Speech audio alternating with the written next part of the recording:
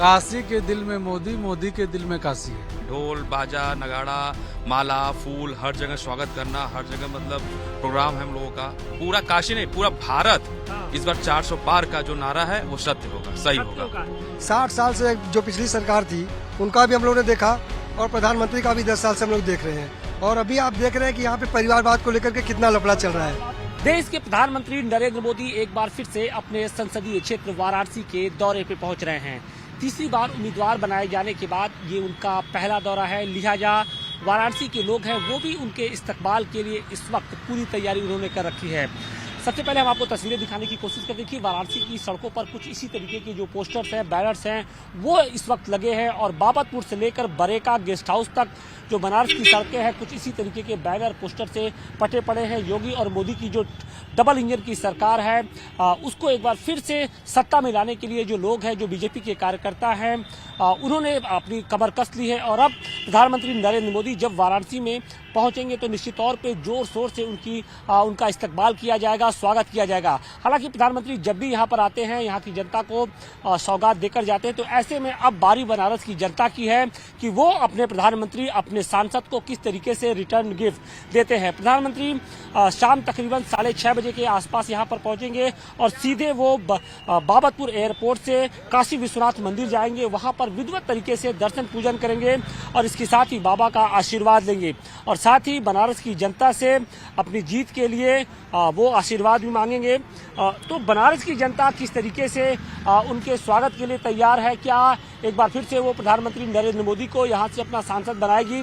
बहुत सारे लोग हैं, हम उनसे बात करने की कोशिश करते हैं कि प्रधानमंत्री तो अभी तक कुछ ना कुछ लोगों को देते रहे हैं, बनारस को देते रहे 10 साल तक, रिटर्न गिफ्ट देने की बारी आई है, आप लोग तैयार हैं? काशी के दिल में मोदी, मोदी के दिल में काशी है।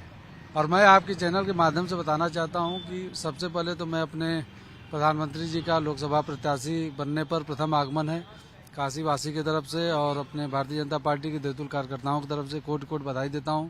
और आपके चैनल के माध्यम से बताना चाहता हूं कि हम लोगों का रिटर्न गिफ्ट ये है और कि हम प्रत्येक कार्यकर्ता एड़ी चोटी लगाकर प्रधानमंत्री जी को भारत में सबसे रिकॉर्ड मतों से विजयी बनाएं, यही हम लोगों का रिटर्न गिफ्ट है। और आपको बता दूं कि 38 पॉइंट बने हैं बाबतपुर एयरपोर्ट से लेकर बरेका गेस्ट हाउस से लेकर बाबा विश्वनाथ मंदिर तक।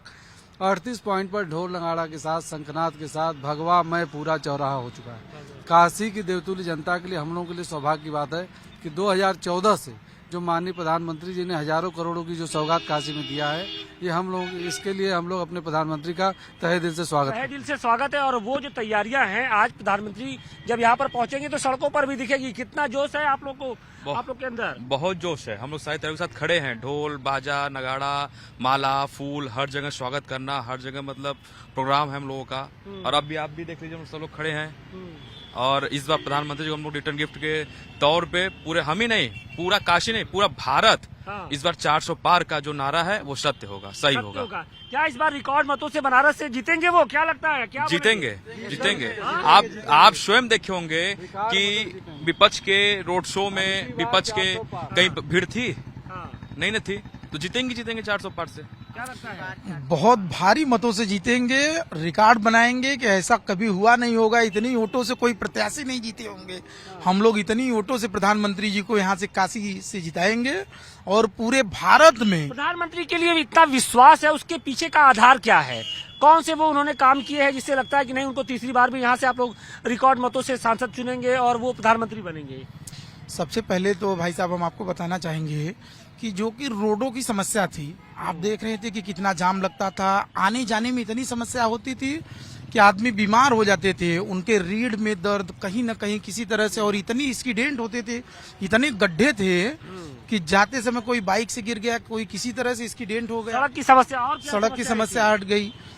इसके बाद स्वास्थ्य इतना अच्छा सुधार हुआ है, हर व्यक्ति के घर में 5 लाख रुपए का जो आयुष्मान कार्ड मिला हुआ है कि जो इलाज आदमी एक बार थोड़ा कम खा के रह लेगा, लेकिन अगर बीमार पड़ गया कोई। स्वास्थ्य के बाद शिक्षा की भी बात होती है। क्या प्रधानमंत्री नरेंद्र मोदी ने बनारस की तस्वीर बदली है? जी सर बदली ही नहीं है।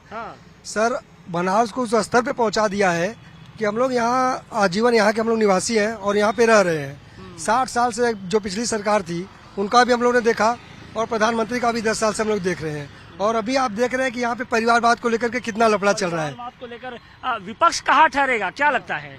विपक्ष देखिए परिवारवाद में अपना कुछ सब कुछ खत्म कर चुका है। और रही बात मोदी जी की, तो आपने कहा कि क्या देख रहे हैं काशी के लिए मोदी जी का, तो आपको हम बता दें कि मोदी जी ने काशी के लिए वो किया है। सबसे पहले बाबा विश्वनाथ कॉरिडोर बनाया, जहाँ लाखों श्रद्धालु रोज आते हैं। कम से कम ऑटो चालक से लेकर के होटल से लेकर के जितने लोग हैं सबका रोजगार बढ़ा है। काशी की सकरी गलियों का विकास आपने देखा ही है। काशी में बिजली से लेकर हर एक सुविधा जो माननीय प्रधानमंत्री जी ने ये सेकंड बंगलोर बना दिए उसको, इसमें कोई संदेह नहीं। तो हम सभी कार्यकर्ता, और अब तो रोपवे की भी सुविधा मिलने जा रही है। तो निश्चित तौर पे प्रधानमंत्री नरेंद्र मोदी ने पिछले 10 सालों के दौरान जो विकास कार्य किए हैं उससे कहीं न कहीं जो बनारस की सूरत है वो बिल्कुल बदल चुकी है। बनारस की गिनती देश के प्रमुख शहरों में होने लगी है और न सिर्फ आध्यात्मिक तौर पर विकास हुआ है बल्कि यहाँ का जो इंफ्रास्ट्रक्चर है वो भी कहीं न कहीं अब वर्ल्ड क्लास के ऊपर जाने लगा है। तो निश्चित तौर पे प्रधानमंत्री नरेंद्र मोदी जब यहाँ पर पहुंचेंगे तो वाराणसी की जनता तहे दिल से न सिर्फ उनका इस्तकबाल करेगी बल्कि तीसरी बार उनको प्रधानमंत्री और इसके साथ ही वाराणसी का सांसद बनाए जाने के लिए जो अपना समर्थन है वो दिखाएगी। वाराणसी से अतिकेश के साथ आशुतोष सिंह, टाइम्स नाउ, नव भारत।